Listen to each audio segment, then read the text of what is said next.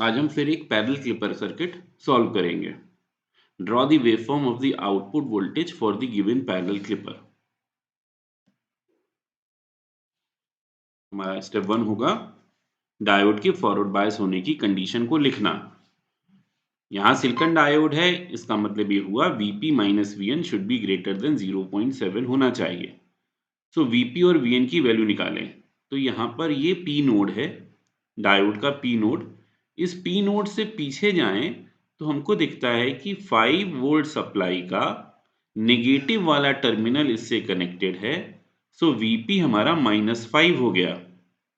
फिर N node पर जाओ, N नोड से आगे की तरफ बढ़ो तो देखोगे Vi वोल्ट सप्लाई का प्लस वाला टर्मिनल N नोड से कनेक्ट है।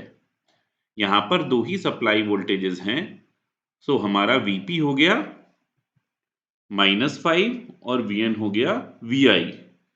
अब इसको कंडीशन में रखें, Vp minus Vn should be greater than 0.7।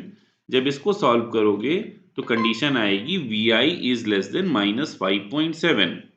अब हमारा स्टेप 2 होगा, इनपुट की वेव फॉर्म में हमको -5.7 वोल्ट की लाइन खींचनी है। Draw the line of -5.7। सो हमने इसको ड्रॉ कर लिया। अब तीसरा और आखिरी स्टेप, डायोड की डायरेक्शन को देखना। डायोड हमारा यहाँ पर देखिए, डायोड ऊपर की तरफ है। डायोड की डायरेक्शन जो एरो है डायोड का वो ऊपर की तरफ है, तो हमने इंडिकेट कर दिया डायोड का डायरेक्शन अपवर्ड्स है। अब हमको टाइम एक्सिस पर बढ़ना है, ये हमारी टाइम एक्सिस है।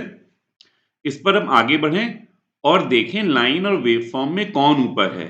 तो स्टार्टिंग में हम देखते हैं कि हमारी वेवफॉर्म ऊपर है, तो हमको वेवफॉर्म को हाईलाइट कर लेना है।